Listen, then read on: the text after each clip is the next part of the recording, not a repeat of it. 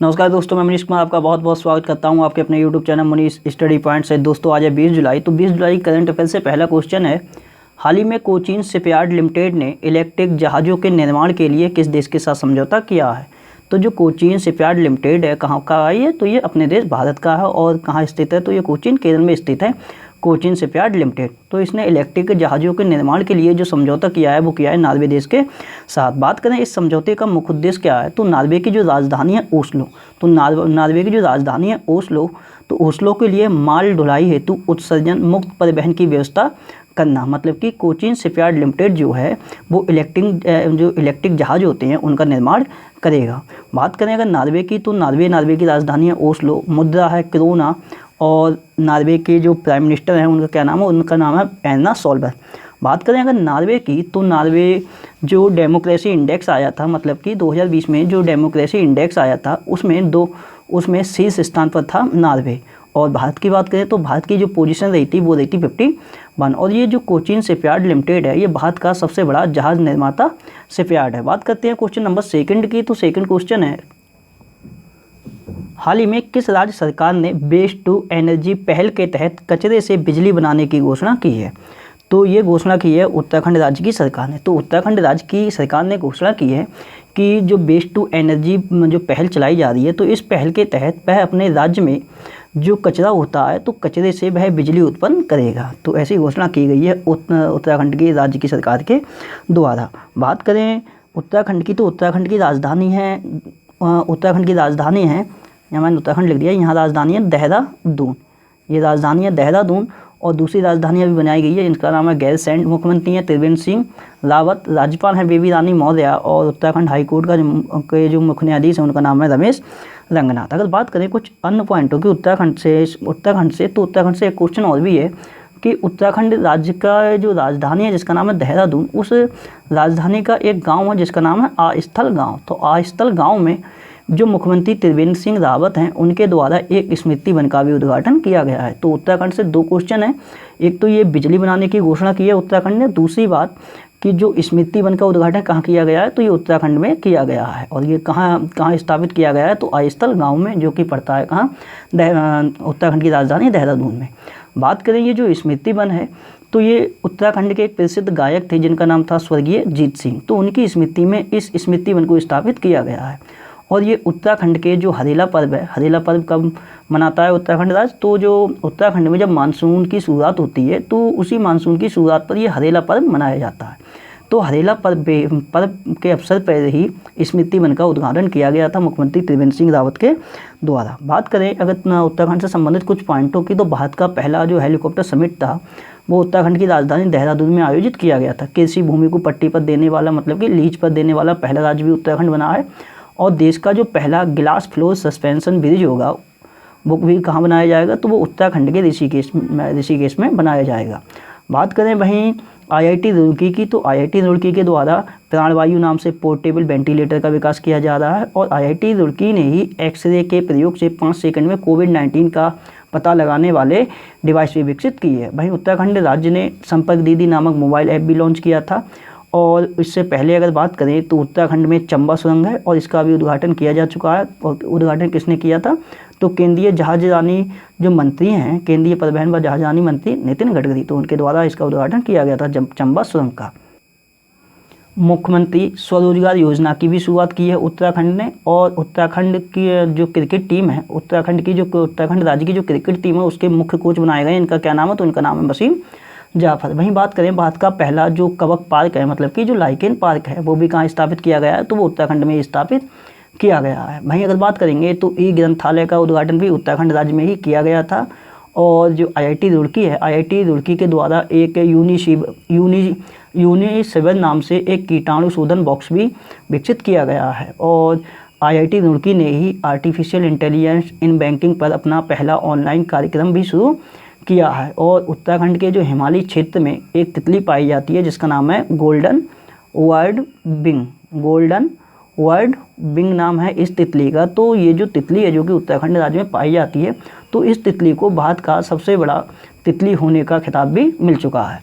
अब बात करते हैं क्वेश्चन नंबर 3 की। तो थर्ड क्वेश्चन है, हाल ही में नेल्सन मंडेला दिवस कब मनाया गया है? तो हाल ही में नेल्सन जो मंडेला दिवस है ये मनाया जाता है हर वर्ष 18 जुलाई के लिए। और इसके लिए मनाता कौन है? तो ये संयुक्त राष्ट्र के द्वारा मनाया जाता है। और इस दिवस की जो शुरुआत की गई थी वो 2009 से इसकी शुरुआत की गई थी। और ये मनाया क्यों जाता है?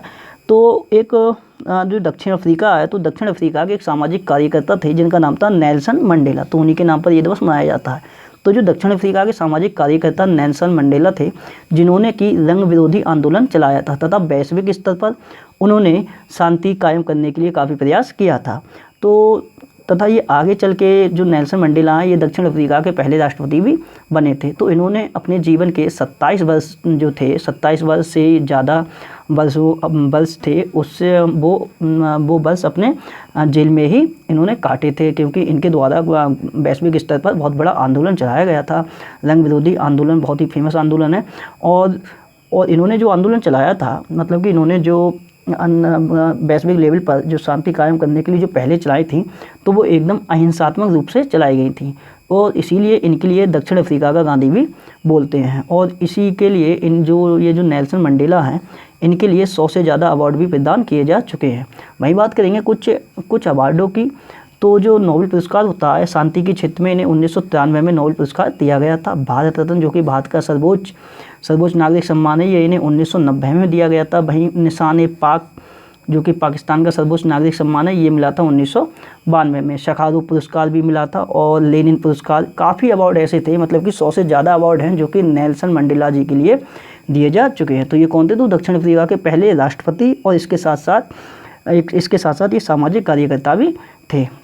बात करते हैं क्वेश्चन नंबर 4 की। तो चौथा क्वेश्चन है, हाल ही में चीन ने आज़ाद पट्टान जल विद्युत परियोजना के लिए किस देश के साथ समझौता किया है? तो ये एक हाइड्रो पावर प्रोजेक्ट है जिसका नाम है आज़ाद पट्टान जल विद्युत परियोजना। और इस परियोजना को लेकर जो चीन ने जो समझौता किया है वो किया है पाकिस्तान देश के साथ। तो जो पाक ऑक्यूपाइड जो कश्मीर है, तो उसके इलाके में एक सुदौती ज़िला पड़ता है। कौन सा ज़िला? तो उसका नाम है सुदौती ज़िला। तो वहाँ पे ये परियोजना स्थापित की जाएगी। और ये जो प्रोजेक्ट है वो तकरीबन $1.5 बिलियन का ये प्रोजेक्ट है। और इसी प्रोजेक्ट को लेकर चीन ने पाकिस्तान के साथ समझौता किया है। अब बात करते हैं पहले पाकिस्तान की, पहले चीन की। तो चीन की राजधानी कहाँ है? तो चीन की राजधानी है बीजिंग।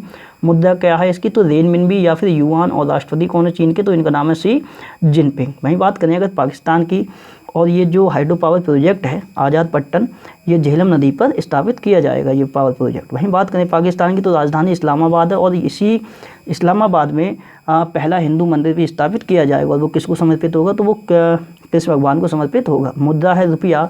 और प्रेसिडेंट है आरिफ अलवी। और प्राइम मिनिस्टर है पाकिस्तान के इमरान खान। वहीं बात करेंगे पाकिस्तान की, तो पाकिस्तान की जो सेना है, मतलब कि जो पाकिस्तान की आर्मी है, उसमें अभी पहली महिला लेफ्टिनेंट जनरल नियुक्त की गई है। उनका क्या नाम है? तो उनका नाम क्या है? तो उनका नाम है निगार जौहर। और संयुक्त राष्ट्र प्रतिनिधि मंडल में पहली ट्रांसजेंडर महिला भेजने वाला विश्व का पहला देश भी बना है। कौन? तो पाकिस्तान। और उन ट्रांसजेंडर महिला का नाम क्या था? तो उनका नाम था आयशा मुगल। वहीं बात करें कुछ और पॉइंटों की, तो पाकिस्तान की जो वायुसेना है, तो पाकिस्तानी वायुसेना के पहले हिंदू पायलट बनाए गए थे। उनका क्या नाम था? तो उनका नाम था राहुल देव। तो ये पॉइंट पाकिस्तान से कुछ थे। बात करते हैं क्वेश्चन नंबर 5 की। तो 5वां क्वेश्चन है, किसे टोरंटो इंटरनेशनल फिल्म फेस्टिवल, मतलब कि TIFF, Toronto international film festival 2020 में ट्रिब्यूट एक्ट्रेस अवार्ड से सम्मानित किया जाएगा? तो जो टोरंटो इंटरनेशनल फिल्म फेस्टिवल है, इसका आयोजन कब किया जाएगा? तो सितंबर माह में किया जाएगा। और इस फिल्म फेस्टिवल में जो ट्रिब्यूट एक्टर अवार्ड्स है, इससे सम्मानित की जाएंगे। इनका नाम है केंट विंसलेट। अगर बात करें ये केंट विंसलेट की, तो ये कौन है? तो आपने टाइटैनिक मूवी देखी होगी, और उस टाइटैनिक मूवी में वो जो अभिनेत्री हैं वो ही हैं केंट विंसलेट। कभी ये क्वेश्चन पूछा गया है कि टाइटैनिक मूवी की जो अभिनेत्री हैं उनका नाम क्या है? तो उनका नाम है केंट विंसलेट। बात करें टोरंटो इंटरनेशनल फिल्म फेस्टिवल की, तो ये सितंबर 2020 में आयोजित किया जाएगा। और इसके लिए 50 ब्रांड एम्बेसडर भी चयनित किए गए हैं। और उन 50 ब्रांड एम्बेसडरों में जो 2 ब्रांड एम्बेसडर हैं वो भारत के हैं। एक हैं प्रियंका चोपड़ा जो कि बॉलीवुड की अभिनेत्री हैं, और दूसरे हैं अनुराग कश्यप। तो ये भी बॉलीवुड से संबंधित अनुराग कश्यप। बात करते हैं क्वेश्चन नंबर 6 की। तो 6 क्वेश्चन है, हाल ही में निष्ठा कार्यक्रम के पहले ऑनलाइन कार्यक्रम की शुरुआत किस राज्य में की गई है? तो ये जो शुरुआत की गई है निष्ठा कार्यक्रम के पहले ऑनलाइन कार्यक्रम की जो शुरुआत की गई है वो की गई है आंध्र प्रदेश राज्य में। बात करें इस कार्यक्रम की तो ये जो निष्ठा नामक कार्यक्रम है तो ये कार्यक्रम विभिन्न राज्यों में मानव संसाधन विकास मंत्रालय के द्वारा चलाया जा रहा है। और ये कार्यक्रम तो पहले भी चलाया जा रहा था लेकिन ये ऑफलाइन चलाया जाता था, लेकिन कोरोना संक्रमण के कारण पहली बार ये जो कार्यक्रम है इसका इसका आयोजन अब कैसे किया जा रहा है, तो इसका आयोजन अब ऑनलाइन किया जा रहा है। बात करें यह जो निष्ठा है तो निष्ठा की यहाँ पे फुल फॉर्म होती है, तो निष्ठा की फुल फॉर्म होती है national initiative for schools head and teachers holistic advancement. इसका मतलब ये है इस कार्यक्रम के तहत जो स्कूल के जो हेड होते हैं तथा जो स्कूल के हेड के साथ साथ जो स्कूल के टीचर होते हैं तो उन टीचरों को एक पढ़ाने की ट्रेनिंग दी जाती है कि उन्हें कैसे बच्चों के लिए पढ़ाना है, किस प्रकार बच्चों के लिए ज़्यादा समझ में आए। तो यही है निष्ठा नामक प्रोग्राम, और इस प्रोग्राम का जो पहला ऑनलाइन कार्यक्रम है उसकी शुरुआत हो चुकी है आंध्र प्रदेश राज्य में। बात करते हैं आंध्र प्रदेश की, तो राजधानी है हैदराबाद, प्रस्तावित राजधानी अमरावती, मुख्यमंत्री हैं जगनमोहन रेड्डी, राज्यपाल हैं विश्वभूषण हरिश्चंद्रन, और आंध्र प्रदेश का जो हाईकोर्ट है उसके मुख्य न्यायाधीश हैं JK माहेश्वरी। बात करें आंध्र प्रदेश के संबंध में कुछ अन्य पॉइंटों की, तो रेट की डोर डिलीवरी सेवा की शुरुआत करने वाला पहला राज्य आंध्र प्रदेश ही है। और दक्षिण भारत का जो सबसे पुराना शिलालेख है वो आंध्र प्रदेश के गुंटूर जिला से खोजा गया है, और ये गुंटूर जिला से ही बांग्लादेश को पहली बार भारतीय रेलवे के द्वारा सूखी मिर्च का भी परिवहन किया गया है। वहीं बात करेंगे तो फलों के उत्पादन में जो आंध्र प्रदेश है वो शीर्ष राज्य है, और वहीं बात करें सब्जी के उत्पादन में तो वो है पश्चिम बंगाल। जो भारत की पहली फ्रूट ट्रेन थी वो भी आंध्र प्रदेश के ताड़ीपट्टी रेलवे स्टेशन से ही चलाई गई थी। भारत का पहला जो दिशा पुलिस स्टेशन है वो भी आंध्र प्रदेश में ही खोला गया है, और भारत का जो पहला एक्वा मेगा फूड पार्क है उसकी भी स्थापना आंध्र प्रदेश में ही की गई है। आंध्र प्रदेश की कुछ योजनाएं हैं जैसे YSR नैथन्ना नेस्थन योजना, YSR आरोग्य श्री योजना, YSR अम्मा बोडी योजना, YSR पेंशन कनका योजना, जगन्ना बसाठी दिवेना योजना, उसके बाद नबरन नालू पैदलांदिर की योजना, उसके बाद है जगन्नाथ चेदेड़ी योजना, YSR कापू नेस्तम योजना है। तो ये सब योजनाएं आंध्र प्रदेश से ही संबंधित हैं। भाई बात करेंगे तो जो पोषण अभियान को लागू करने में जो शीर्ष पर राज्य रहा था वो आंध्र प्रदेश ही रहा था, और मोबाइल हैंड वॉश सुविधा भी ये आंध्र प्रदेश में स्थापित की गई है। उसके बाद बात करें तो अभी ई-क्रॉप नामक पहल की भी शुरुआत आंध्र प्रदेश में की गई है, जिसके द्वारा ऑनलाइन पंजीकरण की भी शुरुआत हो चुकी है। और उससे पहले अगर बात करेंगे तो 8 जुलाई के लिए आंध्र प्रदेश राज्य के द्वारा किसान दिवस भी मनाया गया था। आंध्र प्रदेश के नए मुख्य सूचना आयुक्त अभी बने हैं, इनका क्या नाम है, तो इनका नाम है P रमेश कुमार। और उससे पहले डीप समरसेज रेस्क्यू व्हीकल कॉम्प्लेक्स का उद्घाटन भी आंध्र प्रदेश के शहर विशाखापट्टनम में ही किया गया था। और इससे पहले अगर बात करें तो आंध्र प्रदेश के जो मुख्यमंत्री हैं, कौन है आंध्र प्रदेश मुख्यमंत्री, तो जगनमोहन रेड्डी। तो इनके द्वारा देश का पहला ऑनलाइन कचरा प्रबंधन प्लेटफॉर्म भी लॉन्च किया गया है। वहीं बात करेंगे तो भारतीय नौसेना का जो जहाज़ है INS कलिंग, तो INS कलिंग पर एक अग्निप्रस्थ नामक मिसाइल पार्क की स्थापना की गई है, और ये स्थापना कहाँ की गई है, तो ये विशाखापट्टनम में ही की गई है। उससे पहले बात करें तो कोविड फार्मा नामक मोबाइल ऐप आंध्र प्रदेश की सरकार के द्वारा लॉन्च किया गया था। और अभी 2 दिन पहले ही मैंने आपको ये बताया था कि एक ऑपरेशन मुस्कान चलाया गया है आंध्र प्रदेश की सरकार के द्वारा, जिसका मुख्य उद्देश्य क्या है, तो जो गुमशुदा हुए बच्चे हैं उनका पता लगाने के लिए। और आंध्र प्रदेश के मुख्यमंत्री ने जो कोविड-19 से जो लोग मृतक हुए हैं, आंध्र प्रदेश राज्य के जो लोग जो कोविड-19 से जिन लोगों की मृत्यु हो चुकी है, तो उनके अंतिम संस्कार के लिए 15,000 रुपये देने की भी घोषणा की है। बात करते हैं क्वेश्चन नंबर 7 की, तो 7वां क्वेश्चन है,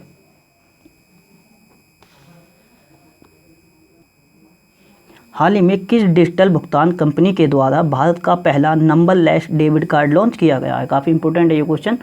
तो ये किस डिजिटल भुगतान कंपनी के द्वारा भारत का पहला नंबरलेस डेबिट कार्ड लॉन्च किया गया है, तो इस डिजिटल भुगतान कंपनी का नाम है फेम पे। तो फेम पे डिजिटल भुगतान जो कंपनी है उसके द्वारा नंबरलेस डेबिट कार्ड लॉन्च किया गया है।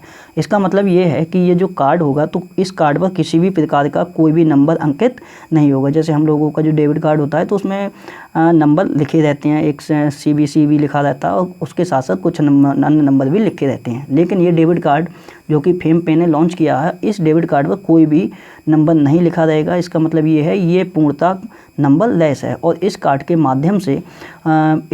माध्यम से बिना बैंक खाते के ही ऑनलाइन तथा ऑफलाइन भुगतान किया जा सकता है। तो इसका मतलब ये ज़रूरी नहीं है कि आप ऑनलाइन भुगतान कर सकते हैं, आप ऑफलाइन भी भुगतान कर सकते हैं। बात करें अगर फ़ेमपे की, तो फ़ेमपे की स्थापना हुई थी 2019 में, मुख्यालय बेंगलोर में है और इसके संस्थापक जो हैं फ़ेमपे भुगतान कंपनी के, इनका नाम है कुश तनेजा और संभव जैन। बात करते हैं क्वेश्चन नंबर 8 की, तो 8वां क्वेश्चन है, हाल ही में पेट्रोलियम भंडार के लिए भारत ने किस देश के साथ समझौता किया है?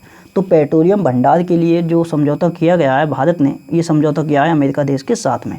और इस समझौते का मेन मकसद क्या है? तो पहले क्या होता था, जो भारत है, भारत कच्चा तेल अमेरिका से भी मंगाता था और वो जो कच्चा जो पेट्रोल आता था या फिर जो कच्चा तेल आता था, तो उसके लिए स्टोर किया जाता था भारत में। लेकिन अब ऐसा नहीं होगा। अब इस समझौते के तहत ये हुआ है कि जो भी कच्चा तेल है वो कच्चा तेल अमेरिका में ही भंडारित किया जाएगा और कच्चा तेल अमेरिका में भंडारित किया जाएगा। तो यही है जो कि भारत ने अमेरिका के साथ समझौता किया है। बात करते हैं अमेरिका की, तो राजधानी है वाशिंगटन DC में, मुद्दा है डॉलर और प्रेसिडेंट हैं डोनाल्ड ट्रंप, जो कि 45वें नंबर के प्रेसिडेंट हैं और ये रिपब्लिकन पार्टी के उम्मीदवार हैं। और इनका पार्टी का चुनाव चिन्ह क्या है? तो चुनाव चिन्ह है हाथी। बात करते हैं क्वेश्चन नंबर 9 की, तो 9वां क्वेश्चन है, हाल ही में SBI cards and payment services के नए MD तथा CEO कौन बने हैं? तो SBI cards payment and services के नए MD तथा CEO ये बने हैं अश्विनी कुमार तिवारी। और इन्होंने जो स्थान लिया है वो लिया है हरदयाल प्रसाद की जगह इन्हें नियुक्त किया गया है। और ये जो अपना पदभार है वो 1 अगस्त 2020 से ये पदभार ग्रहण कर लेंगे और ये 2 वर्ष के लिए इनकी नियुक्ति की गई है। वहीं बात करें SBI cards and payment services की, तो ये SBI की एक शाखा है और इसकी स्थापना की गई थी 1998 में और मुख्यालय कहाँ है? तो गुरुग्राम में है। अब बात करते हैं SBI बैंक की, तो SBI मतलब कि स्टेट बैंक ऑफ इंडिया, जिसकी स्थापना हुई थी 1955 में, मुख्यालय है मुंबई में और चेयरमैन कौन है? तो चेयरपर्सन है रजनीश कुमार और टैगलाइन है SBI banking the banker to every Indian. बात करते हैं एक और नियुक्ति हुई है, एक नियुक्ति हुई नहीं है, मतलब कि उसकी पुनः से नियुक्ति की गई है, उनका कार्यकाल विस्तार किया गया है। तो मैंने यहीं पे नोट कर रखा है। एक जो नियुक्ति हुई है उनका नाम है श्याम श्रीनिवास और ये कौन है? तो ये फेडरल बैंक के MD तथा CEO हैं और इनके लिए पुनर्नियुक्ति इनकी की गई है। अब ये फेडरल बैंक के MD तथा CEO के पद पर सितंबर 2021 तक बने रहेंगे। तो इनके लिए अब रीअपॉइंटमेंट कर दिया गया है। बात करें अगर फेडरल बैंक की, तो इसकी स्थापना 1931 में की गई थी, मुख्यालय कोच्चि केरल में पड़ता है और टैगलाइन है योर परफेक्ट बैंकिंग पार्टनर। और MD तथा CEO ये तो दोबारा से नियुक्त हुए हैं, इनका नाम क्या है? तो श्याम श्रीनिवास। वहीं बात करें फेडरल बैंक की, तो ये भी अभी चर्चा में रहा था। तो ये चर्चा में क्यों रहा था कि जो वीज़ा है, वीज़ा ने समझौता किया है फेडरल बैंक के साथ में। और क्या समझौता है वो? तो वीज़ा सिक्योर प्रोग्राम लॉन्च करने के लिए वीज़ा ने फेडरल बैंक के साथ समझौता किया है। बात करते हैं क्वेश्चन नंबर 10 की, तो 10वां क्वेश्चन है, हाल ही में गैबोन देश की पहली महिला प्रधानमंत्री कौन बनी है? तो ये गैबोन देश की पहली महिला प्रधानमंत्री बनी है और इस प्रकार ये क्वेश्चन इंपॉर्टेंट भी है। तो ये जो गैबोन देश की पहली महिला जो प्रधानमंत्री बनी है वो उनका नाम है रोज क्रिस्टियन ओसाक रैपोंडा। नाम बड़ा अजीब है लेकिन याद करना पड़ेगा। रोज क्रिस्टियन रैपोंडा याद कर लेना। तो इनका नाम है रोज क्रिस्टियन ओसाका रैपोंडा। तो ये गैबोन देश की पहली महिला प्रधानमंत्री बन गई हैं। और गैबोन देश के जो राष्ट्रपति हैं अली बोंगो ओडिम्बा, इनके द्वारा इनकी नियुक्ति की गई है। बात करें गैबोन देश की, तो ये एक अफ्रीकी कॉन्टिनेंटल का देश है और जिसकी राजधानी है लिब्रेविले और मुद्दा है यहाँ की CFA फ्रैंक। और राष्ट्रपति कौन है? तो राष्ट्रपति हैं अली बोंगो ओडिम्बा। बात करते हैं क्वेश्चन नंबर 11 की, तो 11वां क्वेश्चन है, हाल ही में रमेश टीकाराम का निधन हो गया, ये किस खेल से संबंधित थे?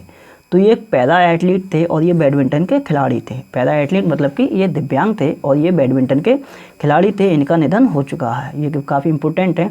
इनके लिए अर्जुन अवार्ड से सम्मानित किया गया था 2002 में और रमेश टीकाराम के ही द्वारा दिव्यांग व्यक्तियों के लिए badminton sports association of India की स्थापना की गई थी। बात करें जो badminton sports association of India है जिसकी स्थापना रमेश टीकाराम ने की थी, इसका नाम भी चेंज हो चुका है। तो इसका नाम ये हो गया है कि para badminton association of India, para badminton association of India. बात करते हैं क्वेश्चन नंबर 12 की, तो 12वां क्वेश्चन है, हाल ही में CBSE ने पाठ्यक्रम में कृत्रिम बुद्धिमत्ता मतलब कि आर्टिफिशियल इंटेलिजेंस को सम्मिलित करने हेतु किसके साथ समझौता किया है? तो CBSE ने अपने पाठ्यक्रम में आर्टिफिशियल इंटेलिजेंस के पाठ्यक्रम को सम्मिलित करने के लिए समझौता किया है IBM के साथ। अब कोई भी टेक्नोलॉजी, अभी जो भी लेटेस्ट टेक्नोलॉजी चल रही है या फिर जो भी टेक्नोलॉजी का विकास हो रहा है तो उसमें आर्टिफिशियल इंटेलिजेंस का बहुत ज़्यादा यूज हो रहा है। तो CBSE ने इसी आर्टिफिशियल इंटेलिजेंस से संबंधित जो पाठ्यक्रम है उसको सम्मिलित करने के लिए IBM के साथ समझौता किया है। बात करें IBM की, तो IBM का मतलब होता है इंटरनेशनल बिजनेस मशीन। इसकी स्थापना हुई थी 1911 में, मुख्यालय है न्यूयॉर्क में, और CEO कौन है, तो CEO हैं अरविंद कृष्णा, और ये भारतीय मूल के नागरिक हैं अरविंद कृष्णा। वहीं बात करें CBSE की, क्योंकि ये समझौता किया है CBSE ने, तो CBSE की फुल फॉर्म होती है central board of secondary education. स्थापना हुई थी 1962 में और मुख्यालय है नई दिल्ली में, और अभी इसके अध्यक्ष बनाए गए हैं। इनका क्या नाम है, तो इनका नाम है मनोज आहूजा। मनोज आहूजा, जिन्होंने स्थान किसका लिया था, तो इन्होंने स्थान लिया था अनीता करवाल का। तो अनीता करवाल की जगह मनोज आहूजा CBSE के अध्यक्ष बनाए गए हैं। बात करते हैं क्वेश्चन नंबर 13 की। तो 13वां क्वेश्चन है, हाल ही में किस भारतीय संगठन ने IL-76 विमान, और इस विमान को गजराज भी बोलते हैं, गजराज नाम से ये विमान है जिसके लिए बोलते हैं, IL-76 विमान के लिए P-7 हैवी ड्रॉप सिस्टम विकसित किया है। तो P-7 heavy drop system IL-76 विमान के लिए विकसित किया है DRDO ने। DRDO मतलब कि defence research and development organisation. बात करें ये जो P-7 हैवी ड्रॉप सिस्टम है तो ये क्या है, तो मेक इन इंडिया प्रोग्राम के तहत DRDO द्वारा ये P-7 हैवी ड्रॉप सिस्टम निर्मित किया गया है। और इस सिस्टम की मदद से होगा क्या, तो इस सिस्टम की मदद से 60 टन, तो 60 टन तक के वजन का जो भी सामान होगा, जैसे कि व्हीकल हो गया या फिर गोला बारूद हो गया या फिर अन्य जो सामान है, तो उसे इस विमान से ऊपर से गिराया जा सकता है। और ये जो सिस्टम है, इस सिस्टम के माध्यम से उसे गिराया जा सकता है। इसका मतलब ये है कि उस सामान के लिए किसी भी प्रकार की क्षति नहीं होगी। और ये ऐसा सिस्टम विकसित किया गया है कि वो ज़मीन पे आएगा सामान तो वो किसी प्रकार की उसमें टूट फूट नहीं होगी।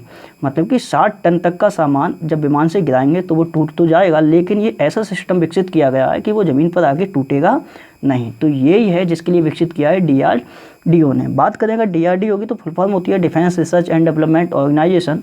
स्थापना 1958 में हुई थी और नासा की भी स्थापना 1958 में की गई थी। मुख्यालय नई दिल्ली में है और अध्यक्ष कौन है, तो अध्यक्ष हैं जी सतीश रेड्डी। बात करते हैं क्वेश्चन नंबर 14 की। तो 14वां क्वेश्चन है, किस राज्य की मधु बाबू पेंशन योजना में राज्य के किन्नर तथा ट्रांसजेंडरों को भी शामिल किया गया है। तो ये मधु बाबू जो पेंशन है ये योजना उड़ीसा राज्य की है और ये चर्चा में रही थी।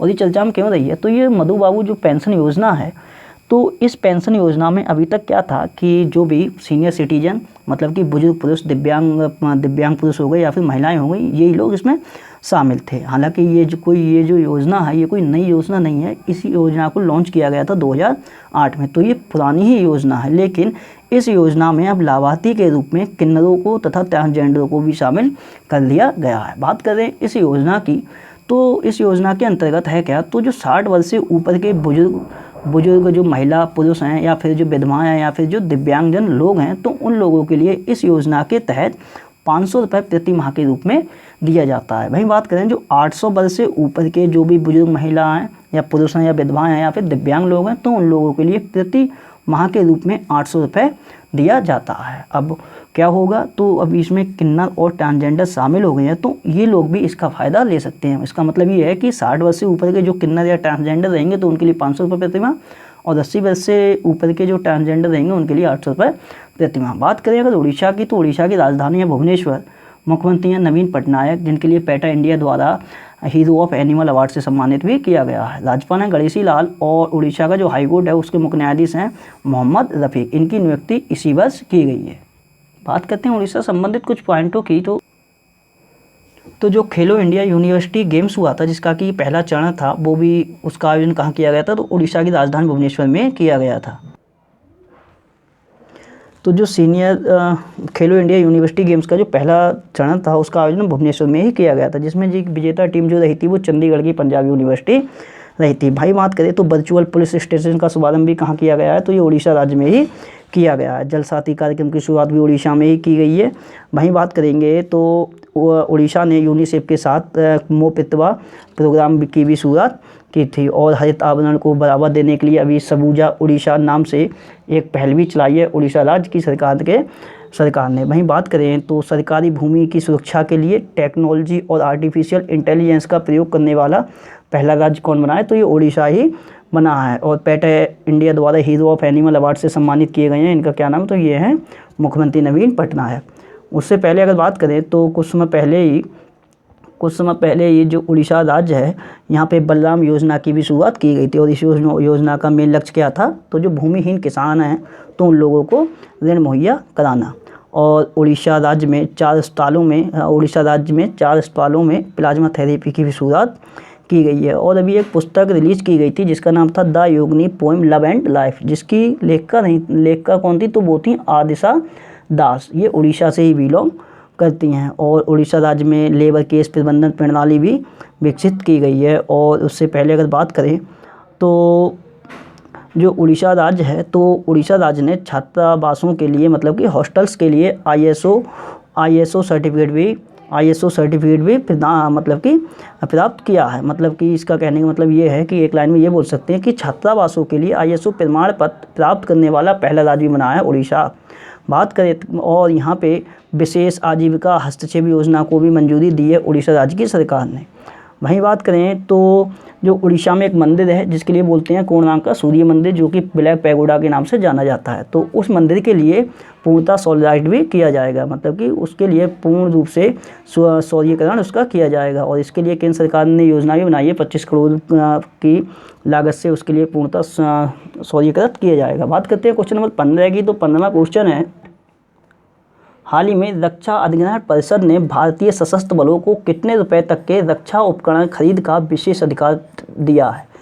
तो जो रक्षा अधिग्रहण परिषद है उसके द्वारा जो भारतीय सशस्त्र बल हैं उनके लिए एक विशेष अधिकार दिया गया है, कितने करोड़ रुपए का, तो ये 300 करोड़ रुपए का। मतलब कि इसका मतलब ये है कि जो भारतीय सशस्त्र बल है वो ज़रूरत पड़ने पर या फिर बहुत ही क्रिटिकल कंडीशन में 300 करोड़ रुपए तक की रक्षा खरीद कर सकती है। और इस खरीद के लिए उसे किसी भी प्रकार की परमिशन नहीं लेनी पड़ेगी। बात करते हैं अंतिम क्वेश्चन की। तो अंतिम क्वेश्चन है, हाल ही में किस राज्य द्वारा किसानों को उर्वरक वितरण कार्यक्रम शुरू किया गया है। तो ये उत्तर प्रदेश राज्य के मुख्यमंत्री के द्वारा जो राज्य के किसान हैं उन लोगों के लिए जो फर्टिलाइजर होता है, मतलब कि जो खाद होता है, उर्वरक होते हैं जैसे कि यूरिया हो गया, डीएपी हो गया, तो ये सब वितरित किया जा रहा है। बात करें उत्तर प्रदेश की, तो राजधानी लखनऊ में मुख्यमंत्री योगी आदित्यनाथ, राज्यपाल हैं आनंदीबेन पटेल और मध्य प्रदेश के राज्यपाल के रूप में अतिरिक्त कार्यभार इन्हीं के पास है। और उत्तर प्रदेश का जो हाईकोर्ट है उसके मुख्य न्यायाधीश है गोविंद माथुर। बात करते हैं उत्तर प्रदेश से संबंधित कुछ पॉइंटों की। तो अभी कुछ समय पहले ही 5 जुलाई के लिए 25 करोड़ से ज़्यादा पौधे लगाकर एक दिन में ये रिकॉर्ड कायम किया था उत्तर प्रदेश राज्य की सरकार ने। वहीं बात करें सीआईएसएफ की तर्ज पर विशेष सुरक्षा बल के गठन की भी घोषणा की है उत्तर प्रदेश के मुख्यमंत्री योगी आदित्यनाथ ने। और उत्तर प्रदेश में एक ज़िला है कुशीनगर और वहाँ पे एक एयरपोर्ट है, तो कुशीनगर जो एयरपोर्ट है उसके लिए अंतर्राष्ट्रीय हवाई अड्डे का दर्जा भी दिया गया है। वहीं बात करें तो जो कोविड-19 जो रोगी हैं तो उन रोगियों के लिए 1 लाख बेड तैयार करने वाला देश का पहला राज्य कौन बना है, तो ये उत्तर प्रदेश ही बना है। और उत्तर प्रदेश राज्य जो है वो 800 किलोमीटर तक सड़क के दोनों ओर जो औषधि वाले पौधे हैं वो भी रोपित करेगा। उससे पहले बात करें तो राज्य में प्रवासन आयोग के गठन की घोषणा की है उत्तर प्रदेश की सरकार ने। और इससे पहले बात करें तो 2021 में जो 11वीं हॉकी इंडिया सीनियर महिला राष्ट्रीय चैंपियनशिप होगी उसका आयोजन भी कहाँ किया जाएगा, तो ये उत्तर प्रदेश में ही किया जाएगा। प्रवासी राहत मित्र ऐप ये भी उत्तर प्रदेश में लॉन्च किया गया था। और अपने राज्य के सभी जिलों में वेंटिलेटर बेड की सुविधा देने वाला देश का पहला राज्य बना है Uttar Pradesh.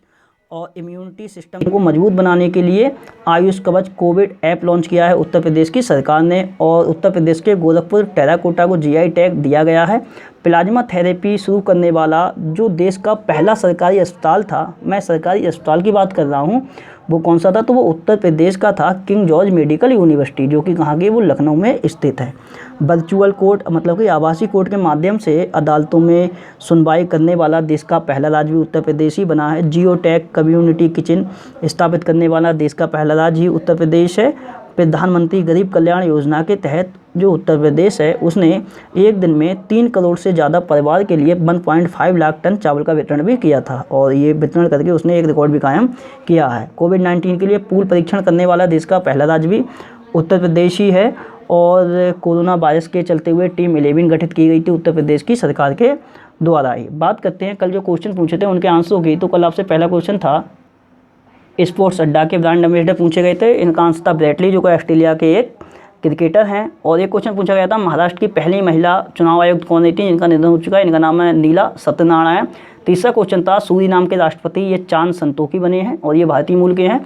Pova reserve forest मैंने पूछा था कहाँ है ये, तो ये असम में, और ये चर्चा में क्यों है, तो इस फॉरेस्ट रिजर्व के लिए अभी वन्य जीव अभ्यारण्य का दर्जा दिया जा रहा है। और उसके बाद पूछा था, कोविशील्ड नामक कोविड-19 डायग्नोस्टिक किट का विकास किसने किया था, तो IIT दिल्ली ने। ऑपरेशन मुस्कान मैंने भी बताया था, ये किस राज्य द्वारा चलाया जा रहा है, तो आंध्र प्रदेश। और इसका मेन लक्ष्य क्या है, तो जो गुमशुदा हुए बच्चे हैं उनका पता लगाना। भारत का पहला ट्रांसशिपमेंट हब ये कहाँ स्थापित किया गया है, तो ये केरल राज्य में स्थापित किया गया है। और 8वां क्वेश्चन था, कॉन्टैक्टलेस मतलब कि संपर्क रहित कार पार्किंग की शुरुआत कहाँ की गई है, तो हैदराबाद अंतर्राष्ट्रीय हवाई अड्डे पर इसकी शुरुआत की गई है। 9वां क्वेश्चन था, प्रज्ञाता नामक दिशा निर्देश किस मंत्रालय द्वारा जारी किए गए हैं, तो इसका आंसर था मानव संसाधन विकास मंत्रालय, जिसके मंत्री कौन है, तो रमेश पोखरियाल निशंक। 10वां क्वेश्चन था, किस राज्य में पुनः केर पूजा शुरू की गई है, तो ये त्रिपुरा में शुरू की गई है। 11वां तो क्वेश्चन था, संयुक्त राष्ट्र में नीति अधिकारी के रूप में किसे नियुक्त किया गया है, तो ये वैशाली मोहंती हैं। और 12वां क्वेश्चन था, पोस्ट कोविड कोच का निर्माण कौन कर रहा है, तो ये रेल कोच फैक्ट्री कपूरथला कर रही है। और आज रिवीजन के लिए आपसे पहला क्वेश्चन है, साइबन नामक वर्चुअल अभियान किस राज्य की पुलिस के द्वारा चलाया जा रहा है। दूसरा क्वेश्चन बताना है, 2022 का जो डकार युवा ओलंपिक गेम थे ये कब तक स्थगित किए गए हैं। तीसरा क्वेश्चन बताना है, जो ला लीगा एक फुटबॉल प्रतियोगिता है, इसकी विजेता टीम कौन रही है। चौथा क्वेश्चन है, किस राज्य में सांस्कृतिक परिषद गठित की गई है। 5वां क्वेश्चन बताना है, मैनचेस्टर यूनिवर्सिटी द्वारा किस फुटबॉलर को डॉक्टरेट की मानद उपाधि प्रदान की गई है। छठा क्वेश्चन बताना है, मेडिकैप नामक पोर्टेबल अस्पताल किस संस्था द्वारा विकसित किया गया है। 7वां क्वेश्चन बताना है, 6 जिलों में मतलब कि अपने राज्य के 6 जिलों में कोविड वार्ड बनाने की घोषणा किस राज्य सरकार ने की है। 8वां क्वेश्चन बताना है, health service on your door step पहल, ये जो पहल है वो किस राज्य सरकार द्वारा चलाई जा रही है, मतलब कि किस राज्य में चलाई जा रही है। और एक नियुक्ति हुई है रोशनी नादर के लिए, और ये अध्यक्ष के रूप में ये नियुक्ति हुई है इनकी, आपके लिए बताना है ये किस कंपनी के अध्यक्ष बनी है। और लास्ट क्वेश्चन है कि साइबर सुरक्षा में विस्तार हेतु भारत ने किस देश के साथ समझौता किया है। तो आज की वीडियो होती है यहीं समाप्त। मेरे द्वारा बनाई हुई वीडियो अगर आपके लिए पसंद आती है तो मेरे चैनल मुनीष स्टडी पॉइंट के लिए लाइक करें, शेयर करें, सब्सक्राइब करें। वीडियो को टाइम देने के लिए बहुत बहुत धन्यवाद। आपका दिन शुभ हो।